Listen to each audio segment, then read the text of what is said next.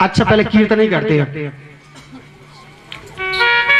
श्रीमन्नारायण जी अब बात हुई। श्रीमन्नारायण श्रीमन्नारायण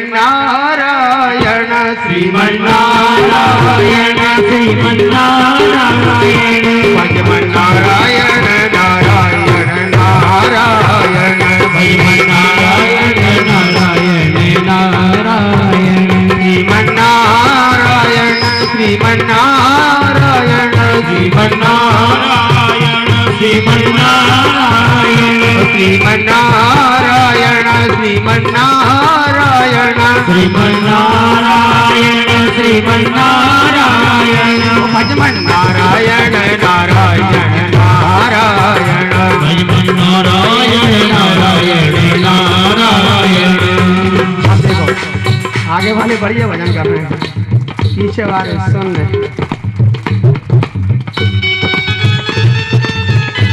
भैया पीछे वालों से क्या हुआ? कह रहा हूँ तालियों की सेवा कर रहा हूँ भजन का।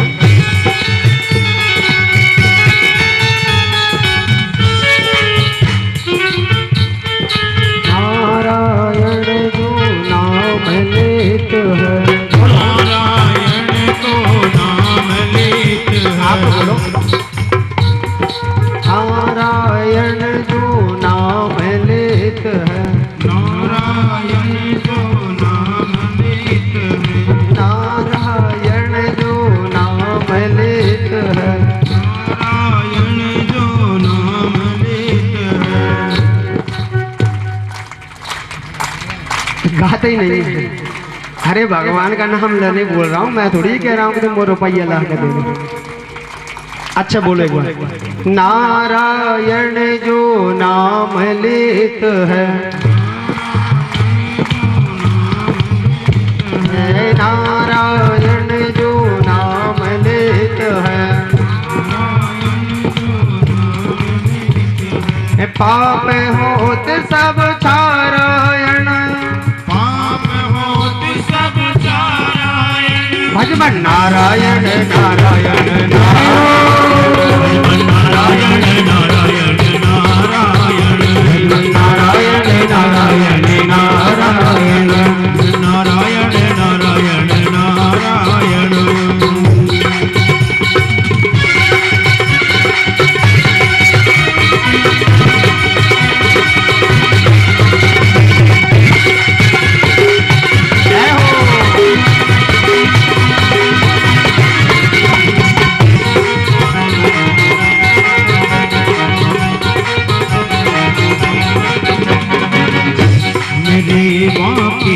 बिहारी मेरे बांके बिहारी तेरी लीला है न्यारी, मेरे बांके बिहारी तेरी लीला है न्यारी, तेरी लीला है न्यारी, तेरी लीला है न्यारी, तेरी लीला है न्यारी, तेरी लीला है न्यारी, तेरी लीला है न्यारी, तेरी लीला है न्यारी, तेरी लीला है न्यारी, तेरी लीला है न्यारी। ओ मेरे गिरवरधारी गिरवरधारी तेरी लीला है न्यारी, ओ मेरे गिरवरधारी तेरी लीला है न्यारी।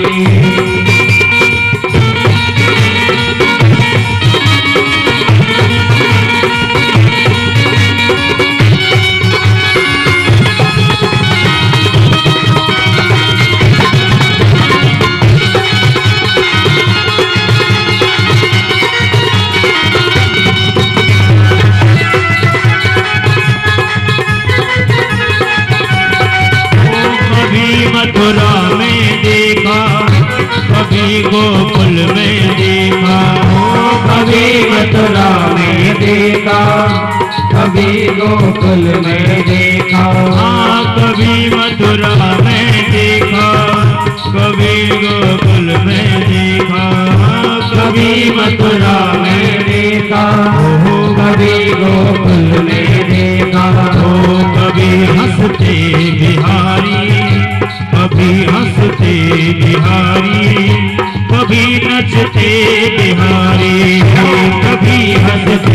बिहारी कभी नचते बिहारी देवा के बिहारी तेरी लीला है न्यारी देवा के बिहारी तेरी लीला है न्यारी ओ तेरी लीला है न्यारी ओ तेरी लीला है न्यारी हाँ तेरी लीला है न्यारी ओ तेरी लीला है न्यारी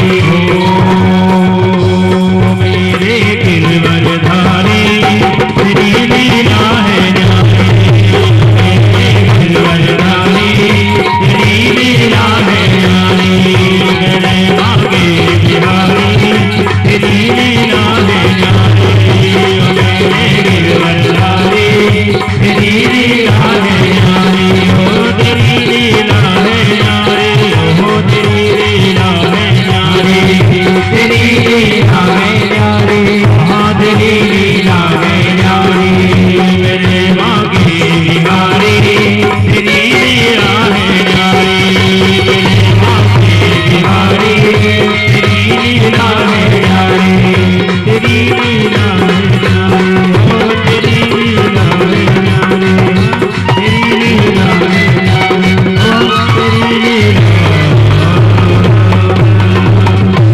वृंदावन बिहारी लाल की जय। तो कहने का भाव ये है कि इस संसार में केवल सत्य है तो भगवान का भजन, क्योंकि इस दुनिया में कुछ भी सत्य नहीं है। अगर ये शरीर हमारा है तो बताओ इसमें हम कहाँ हैं?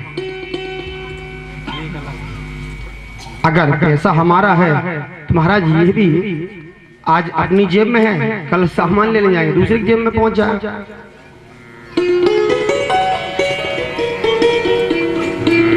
इस दुनिया में केवल एक ही धन बड़ा है, भगवान के नाम का धन।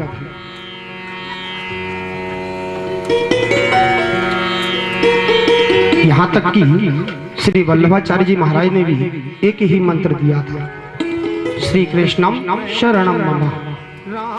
हम तन मन धन से भगवान श्री कृष्ण की शरण में समर्पित हैं। मीराबाई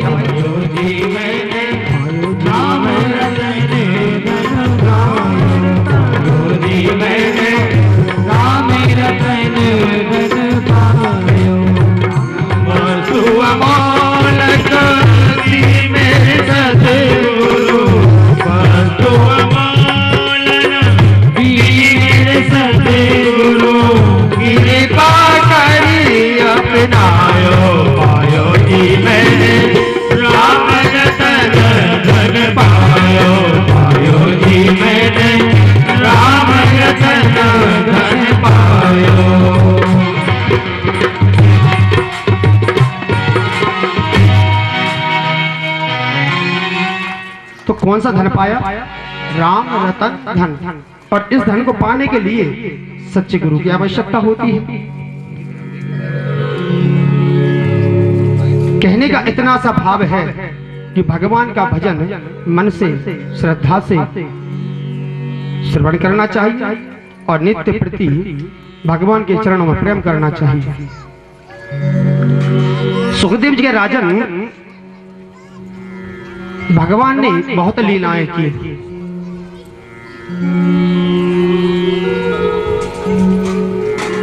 भगवान का एक पौत्र है अनिरुद्ध,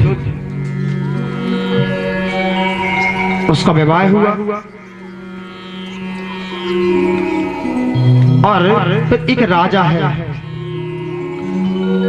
काशी नरेश, जिसका नाम है पौंड्रक।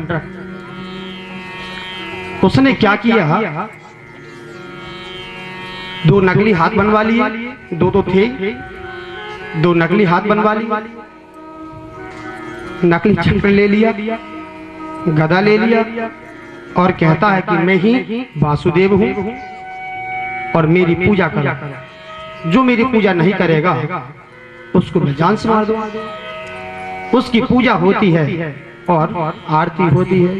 जय पौंड्रक वासुदेवा प्रभु, जय पौंड्रक वासुदेवा।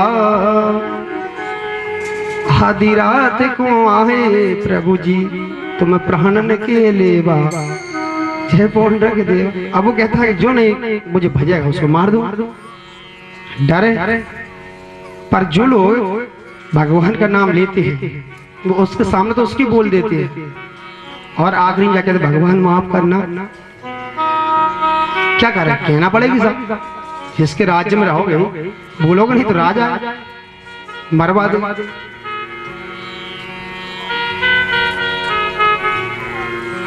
वो कहता है अहम नारायण, मैं ही नारायण हूं। आज भगवान ने रात्रि में बैठे बैठे विचार किया और गए जाकर के पौंडरक का वध किया। एक दिन भगवान रात्रि काल में बैठे हुए थे तो सुखदेव जी बोले राजन, भगवान रात में विचार करते हैं कि अब क्या किया जाए। भगवान रात्रि में विचार किया और विचार करते करते कहने लगे कि ऐसी कोई योजना बनाओ जिससे जरासंध का उद्धार हो और मेरे कार्य पूर्ण हो। रात्रि में विचार किया और प्रातः होते भगवान पांडवों के पास पहुंचे और पांडवों से बोले कि राजन, आप जो है इंद्रप्रस्थ को राजधानी बनाना चाहते हैं? बोले हाँ। तो बोले पहले आप अश्वमेघ यज्ञ कीजिए और उससे अगर आप समस्त राजाओं को जीत लें तो आप राजधानी बनाना। ठीक है। आज पांडवों ने अश्वमेघ यज्ञ शुरू किया।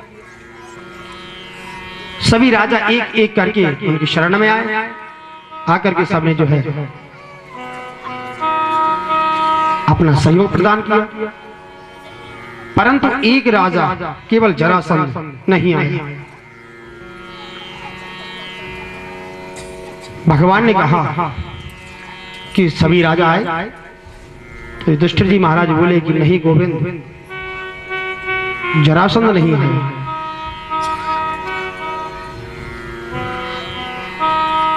अब इधर भगवान जो है भीमसेन को और अर्जुन को लिए और ब्राह्मण का वेश धारण कर लिया, पहुंचे जरासंध के द्वार पर। जरासंध का अर्थ है जरा मतलब रोग, संध माने संधा हुआ।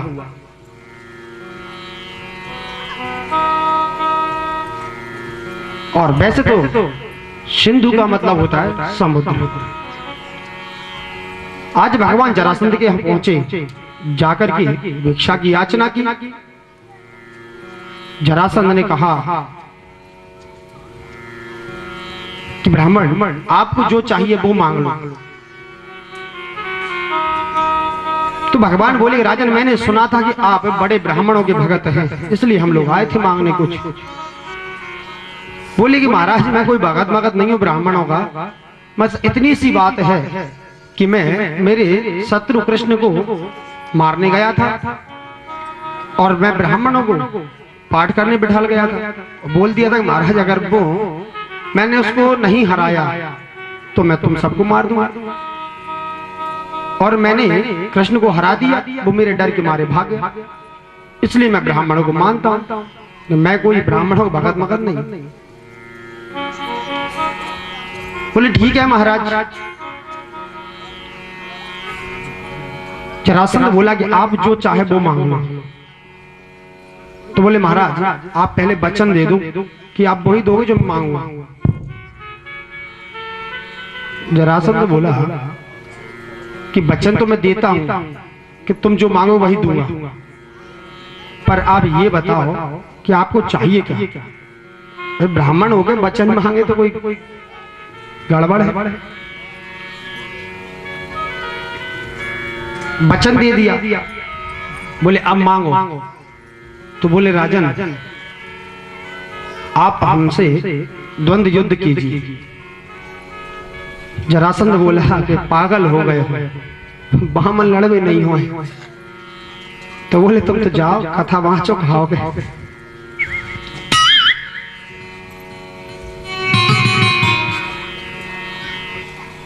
अब तो भगवान मुस्कुराए और बोले, राजन आपने मुझसे कहा था कि आप जो मांगोगे वो दूंगा।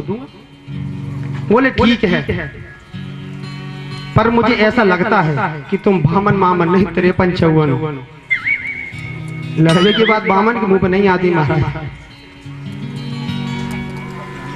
बोले पहले अपना परिचय दो। तो बोले जो मेरी बाएं तरफ खड़े हैं ये कुंती पुत्र भीम है, और मेरी दाएं तरफ जो खड़े हुए ये कुंती पुत्र अर्जुन है। और भगवान जैसे ही अपनी तरफ हाथ करके मुस्कुराए तो जरासंध समझ गया। बोले कृष्ण? बोले हाँ हाँ हाँ। बोले मैं कृष्ण हूं।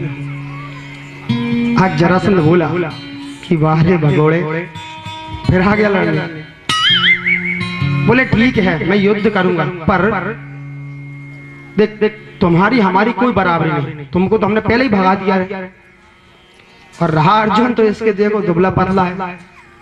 अब मेरे जैसा योद्धा केवल एक है, भीमसेन। हाँ भीमसेन भूल गए। अब योद्धा के महाराज तारीफ हो गई ना। युद्ध आरंभ हुआ, एक दिन 2 दिन 3 दिन, अब नित्य सुबह लड़ाई हो, शाम तक लड़ लड़ के भीमसेन की हड्डी पसली ढीली हो जाती है। आज भीमसेन बार बार युद्ध करते हैं, परंतु एक बार भी उसको हरा नहीं पाता।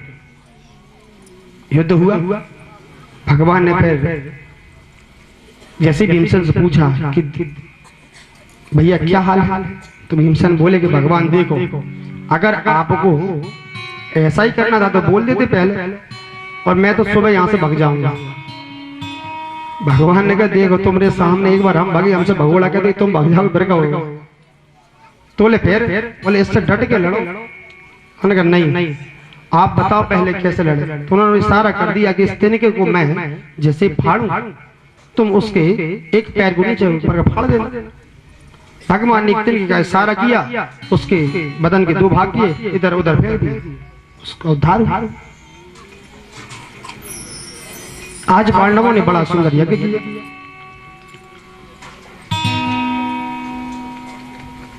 भगवान ने अनेकों अनेक लीलाएं की। भगवान ने कई ऐसे कार्य किए जिनकी आशा देवता करते थे। भौमासुर देवताओं का पक्का दुश्मन था। देवता उसके डर के मारे भागते थे। ये देवताओं की माता अदिति के कुंडल भी ले आया था, इसलिए भगवान ने उसका उद्धार किया।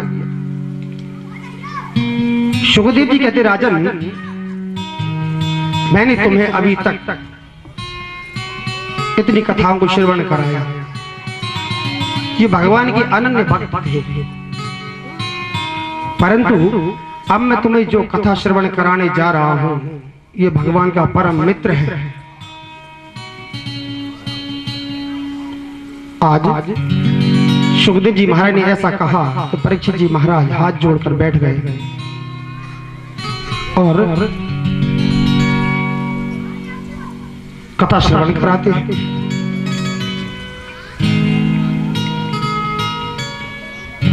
बोले महाराज एक ब्राह्मण है जिसका नाम है सुदामा।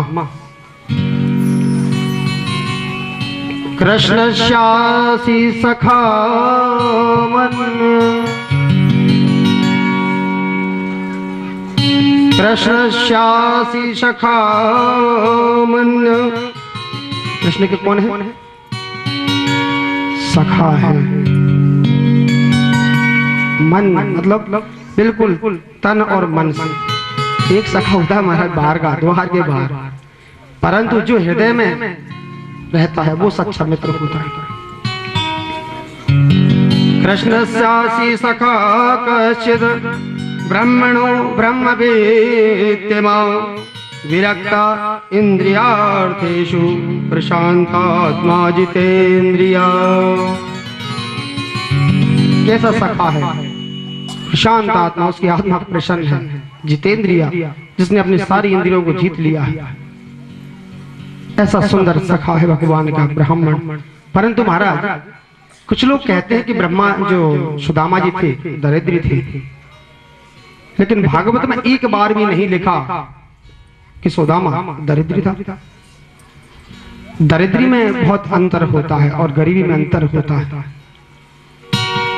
दरिद्री वो होता है जिसके कितनी भी माया हो, पर जिसका मन 24 घंटे केवल माया में लगा हो, कभी आत्मा में तृप्ति ना हो। जैसे कहते हैं कंजूसी करते हैं, वो दरिद्री होते हैं।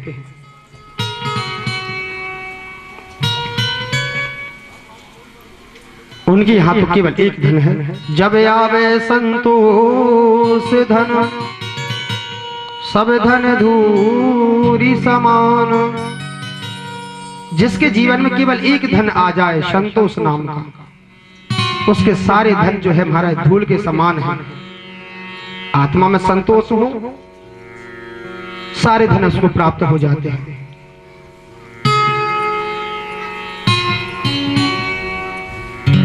जैसे एक पंडित जी थे, आपको संतोष के बारे में बताता हूँ। एक पंडित जी थे, गांव में प्रतिष्ठित थे, बड़े जानकार थे।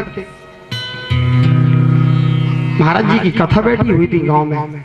गांव बड़ी कथा होती, इकट्ठा होकर बहुत बड़ी।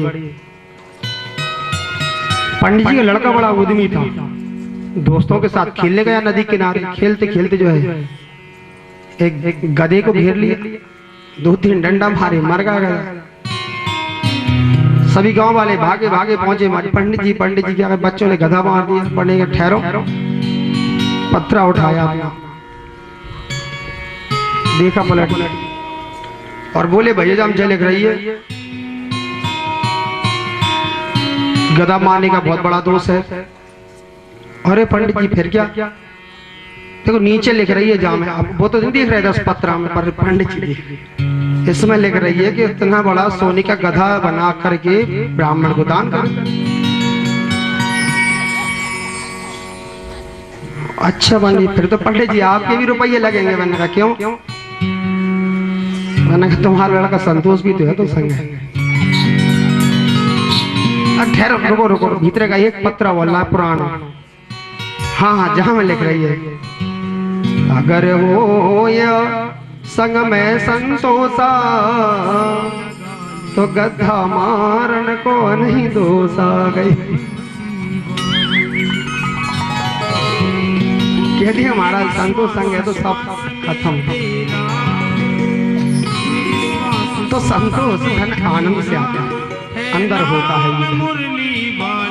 वृंदावन बिहारी लाल की मुझ चरणों से लगा ले मेरे श्याम बंसी वाले, मुझ चरणों से लगा ले मेरे श्याम बंसी वाले, मुझ चरणों से लगा ले मेरे श्याम बंसी वाले, मुझ चरणों से लगा ले मेरे श्याम बंसी वाले। मेरी श्वास श्वास में तेरा, मेरी श्वास श्वास में तेरा है नाम मुरली वाले, मुझ चरणों से लगा ले मेरे श्याम मुरली वाले, मुझ चरणों से लगा ले मेरे श्याम बंसी वाले।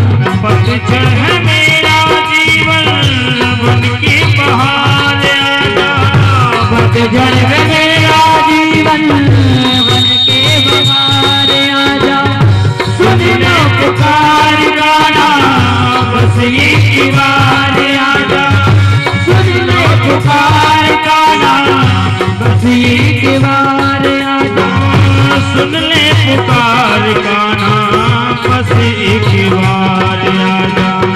सुन ले पुकार कान्हा, बस एक बार आजा। बेचैन मन की तूगी, बेचैन मन को तूगी, आराम मुरली वाले वाले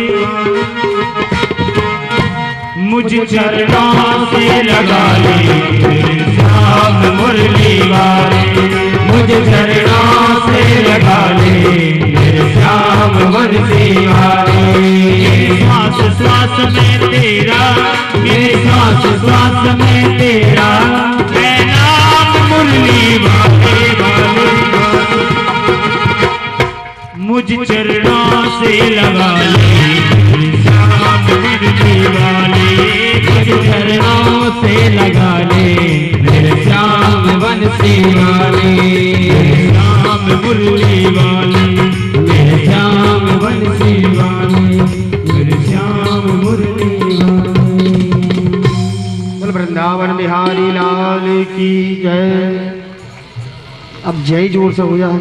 बोल वृंदावन बिहारी लाल की, श्री राधा रानी सरकार की जय, भागवत महापुराण की जय।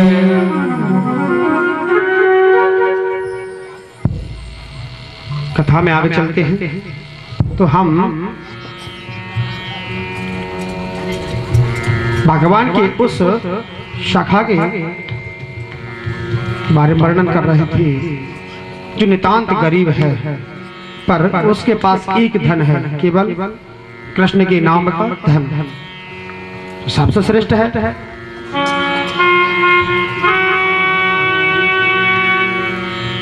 सबसे बड़ा धन संतोष धन है। नहीं बताया था ना, जब आवे संतोष धन सब धन धूरी समान। आज भगवान की भक्ति करते हैं महाराज, बड़े गरीब हैं, केवल 5 घर से भिक्षा लाते हैं और उसमें जितना उदर भरण हो जाए, उदर मतलब पेट, इतनी मिल जाती है। कई बार तो भूखा रहना पड़ता है। भगवान के अनन्य मित्र हैं।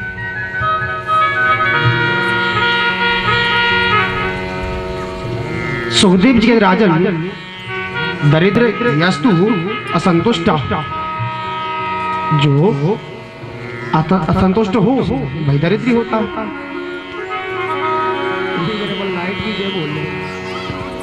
क्योंकि महाराज भगवान तो सबको कुछ ना कुछ देना चाहते हैं, पर सबसे पहले तो अपन उनकी बोल देंगे पीटर पर बैठ देंगे। वृंदावन बिहारी लाल की। तो कहने का मतलब ये है भगवान सबको कुछ ना कुछ देना चाहते हैं, पर जब तक मनुष्य भगवान के सामने और भगवान के नजदीक नहीं जाए, भगवान कहां से देंगे। मतलब व्यक्ति मंदिर के आगे से निकलता है, आरती हो रही होती है, बाहर से हाथ जोड़ के चल देगा।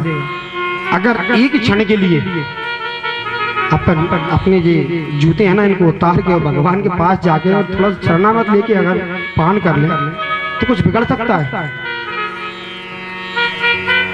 लेकिन इस गांव की नहीं कह रहा, इस भारत की कह रहा हूं।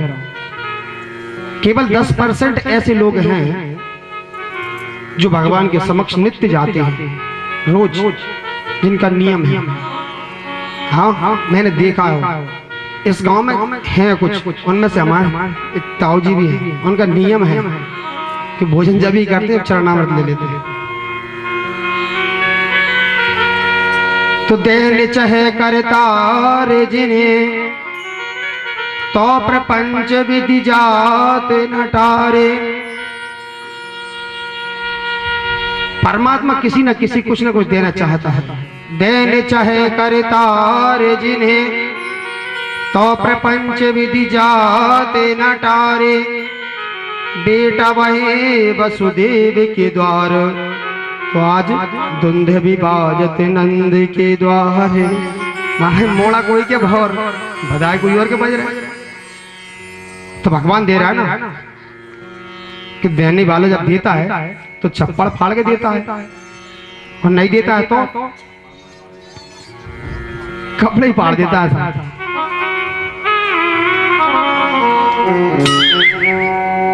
भगवान सबको देते हैं पर समय से, इसके पहले किसी को नहीं देते। जिसके भाग में लिखा है वो मिलता है। एक गांव था, उस गांव में कुछ सज्जन रहते थे, उनकी पत्नी और एक पुत्र था। बड़े गरीब थे, कभी भूखा सो जाए, कभी जो है कमा ले तो खा ले। एक दिन माता पार्वती भगवान भोलेनाथ वहां से निकले, और भोलेनाथ ने देखा और माता पार्वती ने देखा कि दोनों बड़े दुखी हैं, संग में बच्चा भी रो रहा। तो आज माता पार्वती ने कहा कि भोलेनाथ आप सबको कुछ ना कुछ देते हो, पर इस गरीब को कुछ क्यों नहीं देते? तो भगवान ने पार्वती को समझाया, देखो पार्वती ये दुनिया है, इसके चक्कर में हम नहीं पड़ते। बोले नहीं महाराज आपको कुछ देना होगा।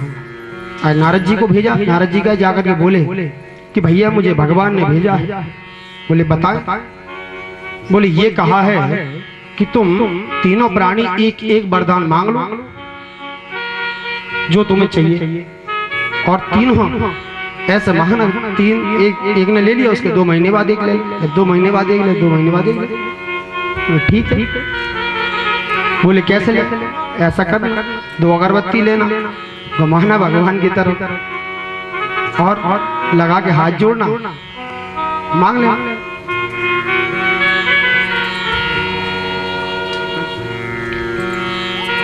अब तो ठीक है भैया तैयार हो गए। तो सज्जन थे, उन्होंने कहा पहले मैं मांगता हूँ। तो उनकी घरवाली आई, ठहरो तुम तो रोज ही मांग लोगे, आज वो मांग लेंगे। तो ठीक है तू मांग ले। अच्छा अब तो उन्होंने कहा उनकी घरवाली ने, ये भगवान अगर आप प्रसन्न हो तो मुझे एक वरदान दो कि मैं सबसे सुंदर हो जाऊं। अब जब पाउडर लगाना नहीं पड़ेगी, महाराज क्रीम लगाना नहीं पड़ेगी, सुंदर होगा। सुंदर होगा, बहुत सुंदर। अब तो एक दिन उसी नगर का राजा वहां से निकला और उसने उस सुंदर स्त्री को, गेहूं पटकते ना सूपे से पटकते हैं आपने, पटकते हैं, तो देखा और कहा कि देवी तुम कौन हो और यहाँ क्या कर रही हो? बोली महाराज हम बड़े गरीब व्यक्ति हैं और यहाँ रहते हैं, अपने जीवन का गुजारा करते हैं। बोले देवी मेरे साथ मेरे महलों में चलो, मेरी रानी बन के रहो, मैं तुम्हें बहुत संपत्ति दूंगा। आज उसके मन में ये भाव आया कि मैं अगर इस गरीब के साथ रहूं तो जीवन भर भूखी रहूंगी, और राजा के साथ चली गई। वहां जाकर के राजमहल में पहुंची। अब तो इधर वो सज्जन घर आए तो बच्चा रो रहा था, उससे पूछ रहे बेटा तुम्हारी माँ कहाँ है? तो बोला पिताजी माँ तो मुझे छोड़ करके राजा के साथ चली गई। आज उसको बड़ा क्रोध आया, राजा के पास गया, बोला महाराज आपने जो अपराध किया है वो वाकई में आपके लिए दंडनीय है, पर हम छोटे व्यक्ति हैं। कहते नहीं भैया हम तो छोटे आदमी, तुम तो बड़े हो, तुम जो करो वो सही है, हम जो कर रहे हैं वो बेकार। राजा ने कहा बताओ क्या बात है? बोले महाराज जिस स्त्री को आप लाए हो वो मेरी पत्नी है, मुझे वापस दे। राजा बोला ठीक है, सुन अगर उसने कह दिया कि वो तेरी पत्नी है तो तू ले जाना, और उसने मना कर दिया तो मैं तुझे इतना मारूंगा कि तुझे छठी का दूध याद आ जाएगा। ठीक है। श्रीमती जी को अंदर से बुलाया गया, आई। राजा ने कहा देवी बताओ ये आपके पति हैं? पहले देखा, देखने के बाद विचार किया। अब विचार आया कि अगर मैं इस कंगीरे के साथ चली जाऊंगी भूखन मरूंगा। अब तो उन्होंने कह दिया नहीं मैं नहीं जानती। आज जो है उसके पति को बहुत क्रोध आया और राजा की मार खा के घर आया, बहुत दुखी हुआ। अब धीरे धीरे दो महीने व्यतीत हुए, उसका नंबर आया मांगने का। उसने कहा, जाकर के 2 अगरबत्ती लगाई और बोला, भगवान अगर आप मुझे वरदान देना चाहे तो एक वरदान दो। भगवान भी खड़े देने के लिए।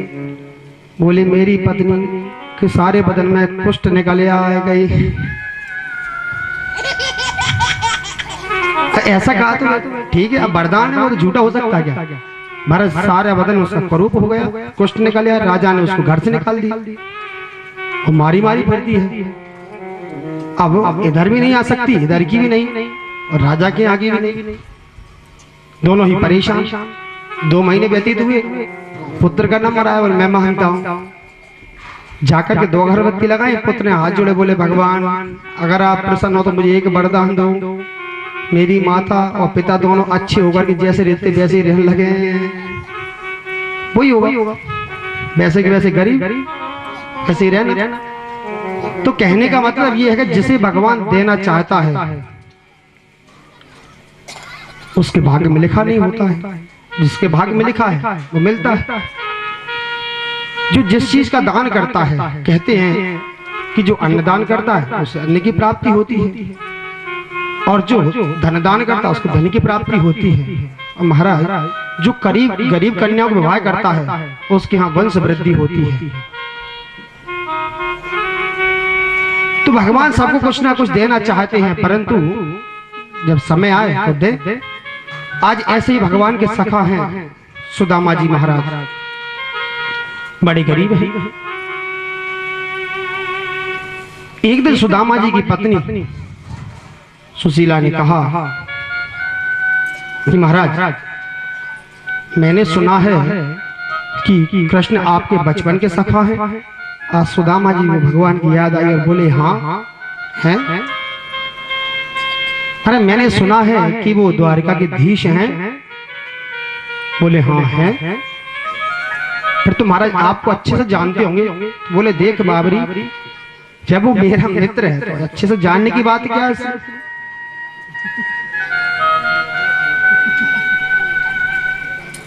तो बोले, महाराज आप ऐसा क्यों नहीं करते कि एक बार कृष्ण के पास चले जाए? तो सुदामा ने कहा, देवी मैं कृष्ण के पास नहीं जाना चाहता। बोले, महाराज आप चले जाएं तो कृष्ण बड़े दयालु हैं, वो हमें कुछ ना कुछ दे देंगे। तो सुदामा जी बोलेगे, देवी और को धन चाहिए बाबरी। बोले कि देवी और को तो धन चाहिए, परंतु मुझे केवल उसका स्मरण, उसका भजन, मुझे ये सब धन नहीं चाहिए। ऐसा धन किस काम का जिस धन से हम भगवान को भूल जाए, अपने से बड़ों का सम्मान करना भूल जाए, गुरुजनों माता पिता के आगे सर झुकाना भूल जाए। कहना है ना, यह गर्व भरा मस्तक मेरा, इसमें गर्व भरा भरा प्रभु चरण धूली तक झुकने दो। इस मस्तक में इतना अहंकार है, इतना गर्व है, इसलिए कहते हैं कि भगवान के चरणों में, माता पिता के चरणों में, गुरुजनों के चरणों में सर को झुकाने से कल्याण होता है। आज सुदामा जी ने मना किया तो सुशीला जिद कर गई। बोले, नहीं आपको जाना होगा। जिद करने पर आज सुदामा जी ने कहा कि ठीक है मैं जाता हूं, पर विचार करने लगे कि मैं वहां जाऊंगा तो कुछ ना कुछ ले जाना पड़ेगा। तो राजा है, एक तो राजा के हिसाब से किसी के हम जाते हैं तो कुछ ना कुछ ले जाते हैं, या तो खाली आज जाना, सब केला ले जाओ, सेव फल ले जाओ, कुछ भी ले जाओ, पर कुछ ना कुछ लेकर के जाना चाहिए, खाली हाथ नहीं जाना चाहिए।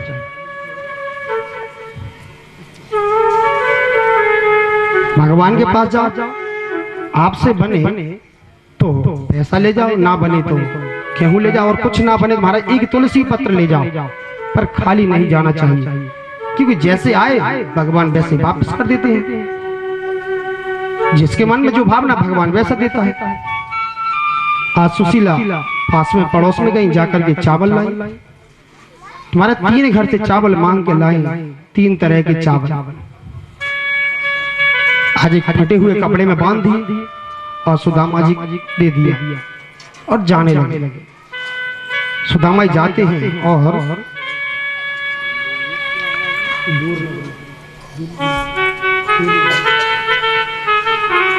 अब तो सुदामा जाते हैं और गाते जाते हैं, चले श्याम सुंदर से। देखो सभी भजन गाना और ताली बजाना, खाली नहीं। चले श्याम सुंदर से मिलने सुदामा, गाते चलो मन में हरे राम राम। चले श्याम सुंदर से मिलने सुदामा, गाते चले मन में हरे श्याम रामा। चले श्याम सुंदर से मिलने सुदामा, गाते चले मन में हरे कृष्ण राम। हरे कृष्ण नामा, हरे कृष्ण नामा, हरे कृष्ण नामा, हरे कृष्ण नामा, हरे कृष्ण नामा, हरे कृष्ण नामा, हरे कृष्ण नामा, हरे कृष्ण नामा, हरे कृष्ण नामा, हरे कृष्ण नामा, हरे कृष्ण नामा, हरे कृष्ण नामा, हरे कृष्ण नामा, हरे कृष्ण नामा, हरे कृष्ण नामा, हरे कृष्ण नामा। श्याम सुंदर से मिलने सुदामा, गाते चले मन में हरे कृष्ण नामा। चले श्याम सुंदर से मिलने सुदामा, गाते चले मन में हरे कृष्ण रामा।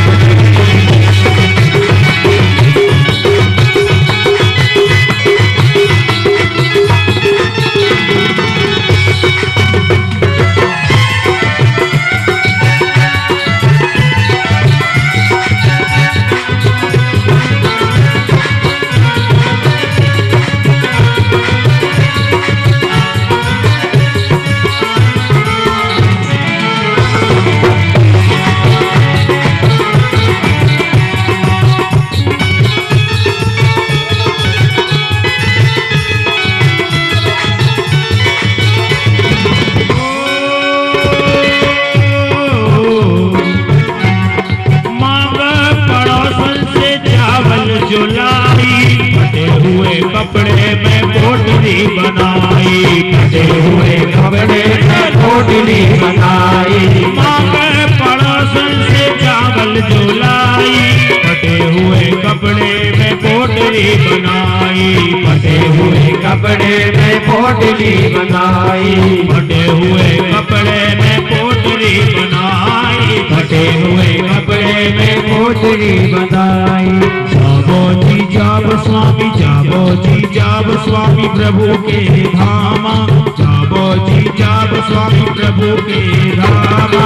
गाते चले मन में हरे कृष्ण नामा, गाते चले मन में हरे कृष्ण नामा, हरे कृष्ण नामा, हरे कृष्ण नामा, हरे कृष्ण नामा, हरे कृष्ण नामा, हरे कृष्ण नामा, हरे कृष्ण नामा, हरे कृष्ण नामा, हरे कृष्ण नामा। चले श्याम सुंदर से मिलने सुदामा, गाते चले मन में हरे कृष्ण नामा। चले श्याम सुंदर से मिलने सुदामा, गाते चले मन में हरे कृष्ण नामा।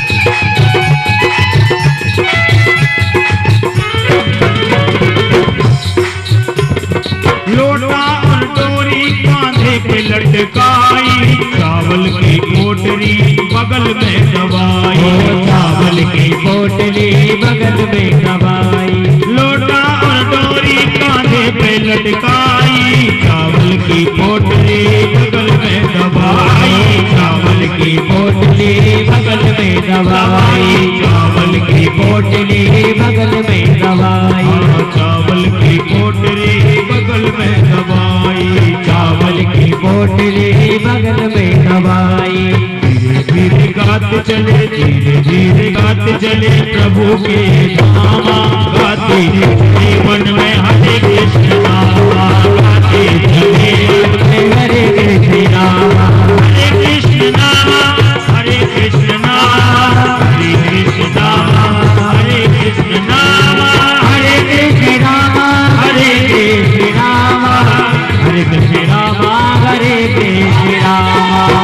श्याम सुंदर से मिलने सुदामा, गाते चले मन में हरे कृष्ण नामा, चले श्याम सुंदर से मिलने सुदामा, गाते चले मन में हरे कृष्ण नामा, गाते चले मन में हरे कृष्ण नामा, गाते चले मन में हरे कृष्ण नामा, गाते चले मन में हरे कृष्ण नामा, गाते चले मन में हरे कृष्ण नामा, गाते चले मन में हरे कृष्ण नामा, हरे कृष्ण नामा, हरे कृष्ण नामा, हरे कृष्ण नामा, हरे कृष्ण नामा, हरे राम राम राम सीता राम राम, हरे राम राम राम सीता राम सीता राम, सीता राम राम राम सीता राम राम राम, सीता राम राम राम सीता राम राम राम, हरे राम राम सीता राम राम राम, हरे राम राम राम सीता राम सीता राम, हरे राम सीता राम राम राम, हरे राम राम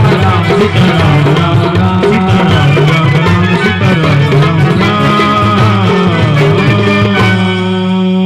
वृंदावन बिहारी लाल की जय, श्री राधा रानी सरकार की जय, श्री भागवत महापुराण की जय, जय जय श्री राधे।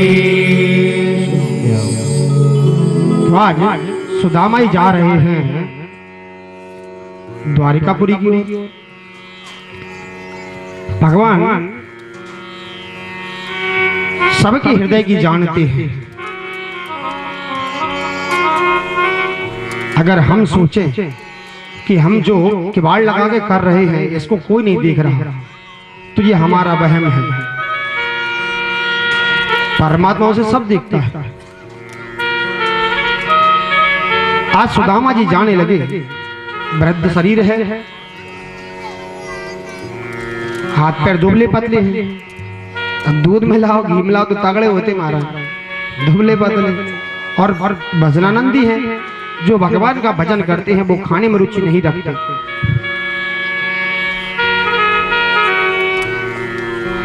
धीरे धीरे लाठी टेकते टेकते चलते जा रहे हैं। हमारा एक कोस, दो कोस निकले, 3 कोस निकल गए, अब टक्कर नहीं झेली।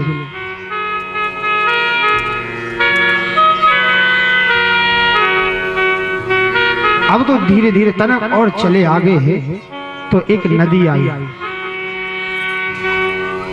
नदी आई तो वहां पर आकर के इधर उधर देखा तो कोई दिख नहीं रहा।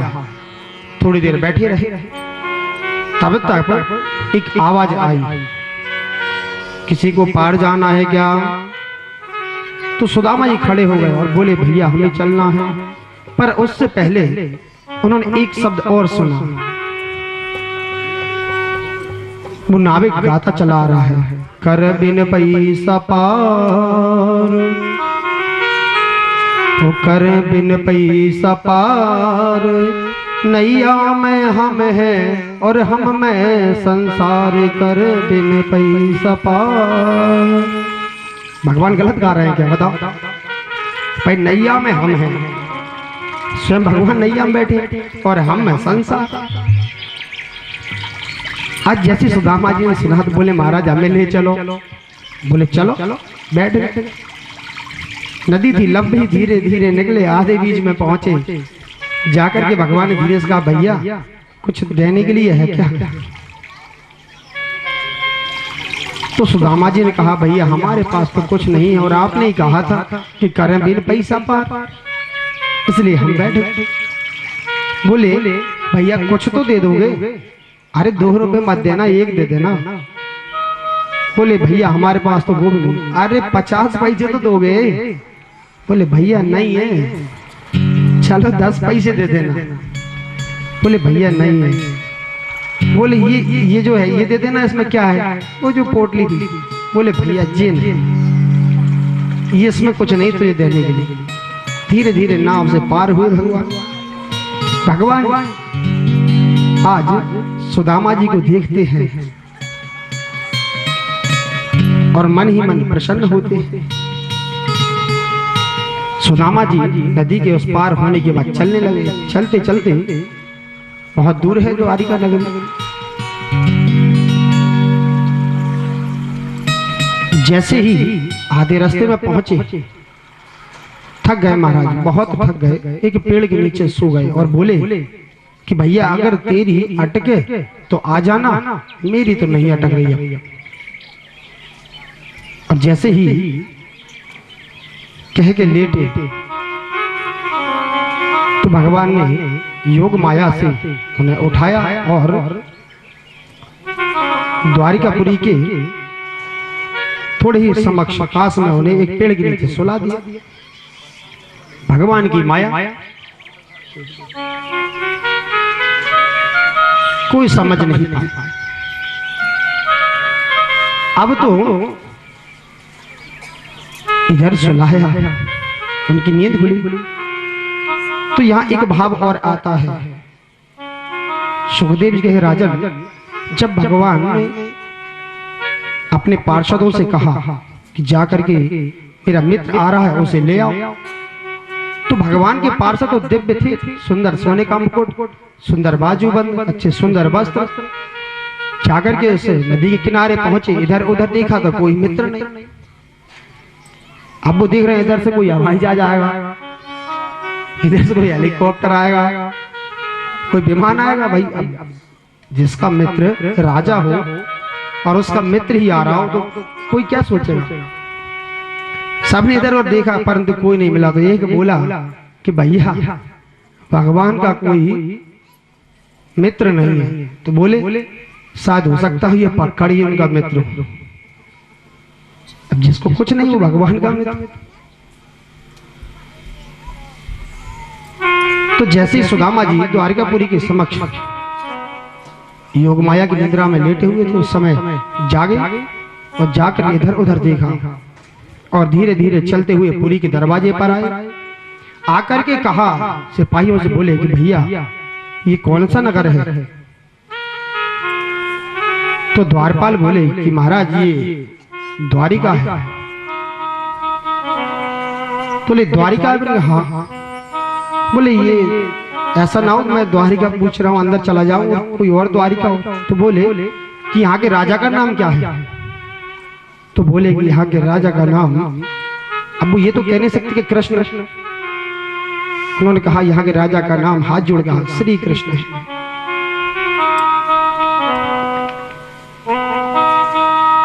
तो आज सुदामा जी बोले कि भैया मेरा एक काम कर दो। तो बोले हाँ बोलो। बोले आप अंदर जाओ और जाकर के श्री कृष्ण से कहना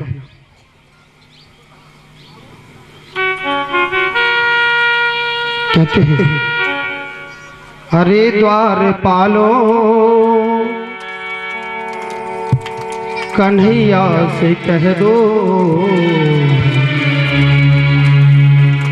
अरे द्वार पालो कन्हैया से कह दो, मिलने सुदामा गरीब आ गया है, गरीब आ गया है। अरे भटकते न जाने कहाँ से, भटकते भटकते न जाने कहाँ से, तुम्हारे महल के करीब आ गया है, तुम्हारे महल के करीब आ गया है।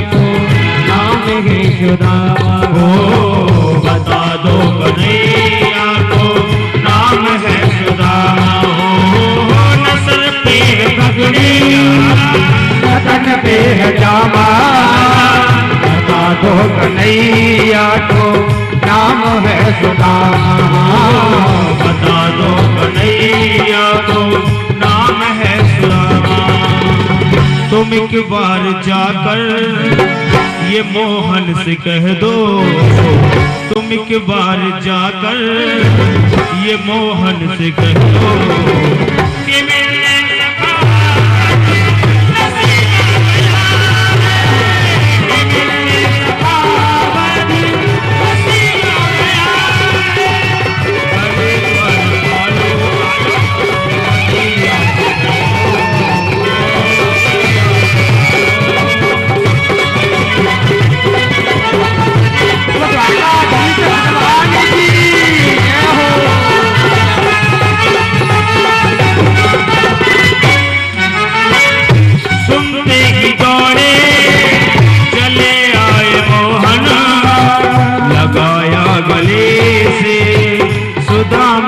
मोहन लगाया गले से सुदामा को मोहन हो लगाया गले से सुदामा को मोहन वो सुनते ही दौड़े गले आए मोहन लगाया गले से सुदामा को मोहन हो सुनते ही दौड़े गले आए मोहन सुदामा को मोहन लगाया गले से सुदामा को मोहन न घबराओ प्यारे जरा तुम सुदामा न घबराओ प्यारे जरा तुम सुदामा खुशी का समा तेरे करीब आ गया है खुशी का समा तेरे करीब आ गया है अरे द्वार पालो कन्हैया से कह दो अरे द्वार पालो कन्हैया से कह दो किधर पे सुदामा करीब आ गया है किधर पे सुदामा करीब आ गया है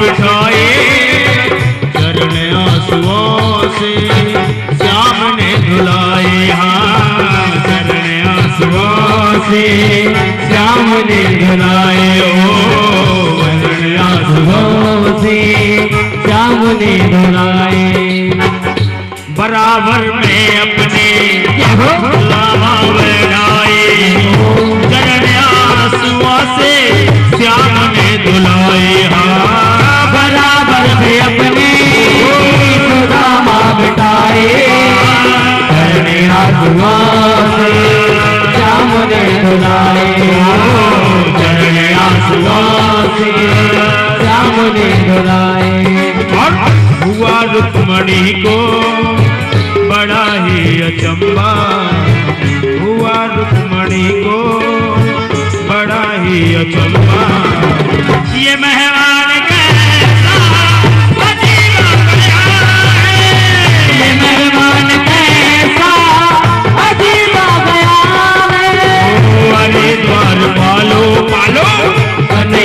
से कह दो अरे द्वारपालो कन्हैया से कह दो कि दर पे सुदामा करेगा गया है, कि दर पे सुदामा करेगा गया है, कि दर पे सुदामा करेगा गया है।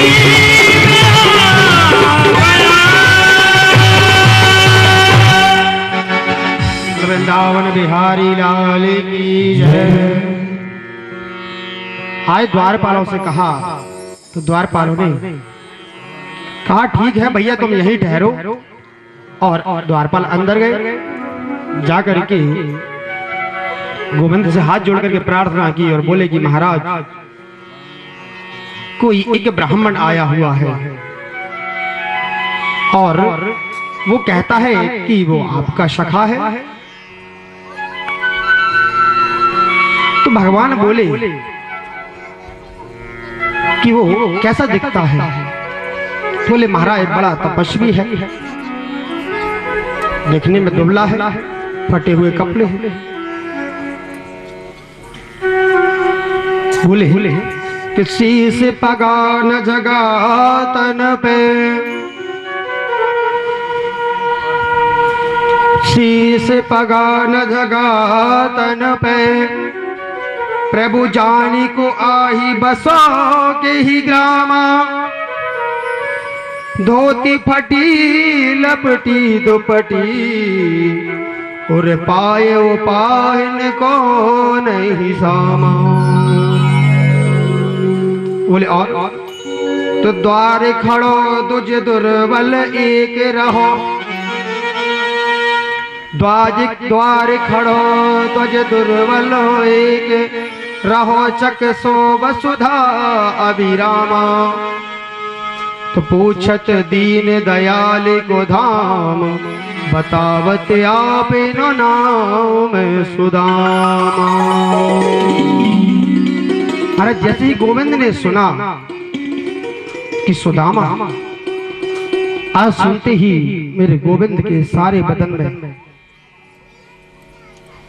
रोंगटे खड़े हो गए और गोविंद भागे। हमारे भवन की 1 2 4 नहीं, हमारा 25-50 देहरियां हैं, इनको पार करना है। भगवान भागते भागते जाते हैं और भगवान का पीताम्बर जो है जमीन पर गिर गया। आज भगवान ऐसे भागे और सुदामा कहते भगवान भागते जाते हैं। आज जो है रुक्मणी देखती हैं तो कहती हैं पता नहीं ऐसा कौन आ गया कि मेरे गोविंद को स्वयं ऐसे भागते जाना पड़ा। अब इधर सुखदेव जी महाराज कहते हैं राजन, जब तक द्वारपाल भगवान के पास वार्तालाप करता है तब तक सुदामा जी के मन में एक ख्याल आया है। बोले कि ऐसा ना हो कि द्वारपाल जाके कहे कि तुम्हारा सखा आया है और मेरे कृष्ण को आज मेरे सामने शर्मिंदा होना पड़े। वो ये सोचे कि द्वारकाधीश का मित्र और बिल्कुल गरीब। आज सुदामा जी विचार करते हैं और जैसे पलटने को हुए आज गोविंद भागते भागते और बोले मित्र सुदामा ठहरो। जाकर के आज सुदामा जी को अपने अंक में भर लिया महाराज। आज सुदामा जी को भगवान स्वयं अपने भवन में लाते हैं और सुदामा जी चलते हैं। भगवान कहते हैं आइए आइए आपका स्वागत है। तो कहने का भाव यह है कि इस दुनिया में सच्चा मित्र बहुत ही कम होते हैं महाराज। आजकल मित्र पैसे के और बिजनेस के बहुत होते हैं, पर प्रेम के मित्र बहुत कम होते हैं। जब तक बिजनेस चलेगा सभी मित्र आपके पास आएंगे और बिजनेस बंद तो सभी दूर। आज भगवान सुदामा जी को अपने महल में लाए, ला करके अपनी सिंहासन पर बिठाया और जैसे ही रुक्मणी जी से कहा कि रुक्मणी जाओ जाकर के जल्दी जल लाओ, मुझे अपने मित्र के चरण धोना। रुक्मणी जाने में लेट हो गई।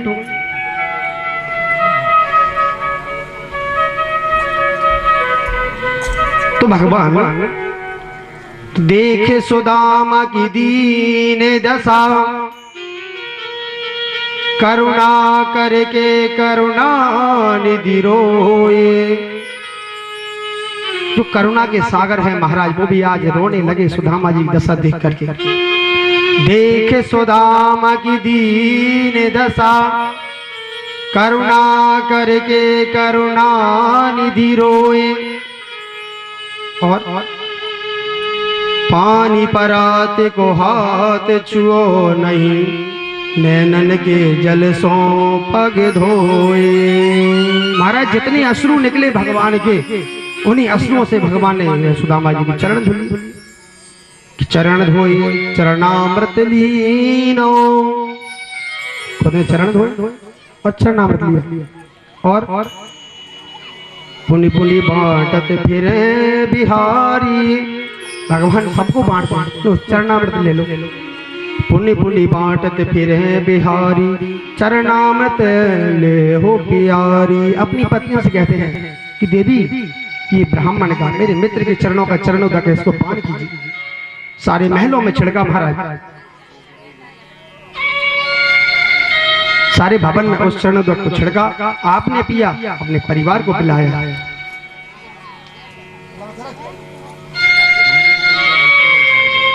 तो सुखदेव जी महाराज कहते हैं राजा परीक्षित जब इस गति में भगवान पहुंचे तो उनकी सारी रांगें दंग रह गई। विचार करती हैं कि ये कैसा मित्र आया है जो आज स्वयं हमारे ठाकुर जी को सेवा करने को पड़ रही है। सभी आसपास खड़े हुए। अब तो भगवान ने कहा कि भैया सबसे कहो एक एक आए और मेरे पित्र के जो है चरण स्पर्श करें।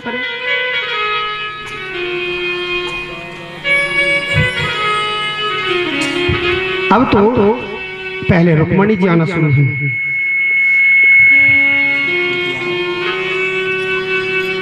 रुक्मणी ने पैर छुए और कहा कि मैं रुक्मणी महाराज आपको प्रणाम करती हूँ। बोले खुश रहो, सौभाग्यवती भव। दूसरी आई, बोले महाराज मैं जामवंती। बोले खुश रहो, सौभाग्यवती भव। तीसरे महाराज मैं सत्यभामा। मैंने कहा सौभाग्यवती भव। चौथी आई, पांचवी आई, छठवीं आई, सातवीं आई, आठवीं आई, 9वीं, 10वीं, 20, 25 हो गई। अब तो महाराज 10, 20 हो गई, 30, 40 हो गई, 50 हो गई, 100 हो गई। अजारक पर नंबर पहुंचो। अजारक पे पहुंचने के बाद महाराज करते करते हाथी दुखन लगा। बोले लाला यहाँ भगवान हाँ बोलो। अब वो देखो दोस्त से कुछ कहना हो ना तो धीरे से पास में से कान लगा लेते, देखते नहीं है कहीं क्यों उसकी तरफ धीरे से। ये बताओ हमने तुमसे कही थी कि तुम घर घर की नहीं बुलाइए, मोहल्ले क्यों बुला लाए? भगवान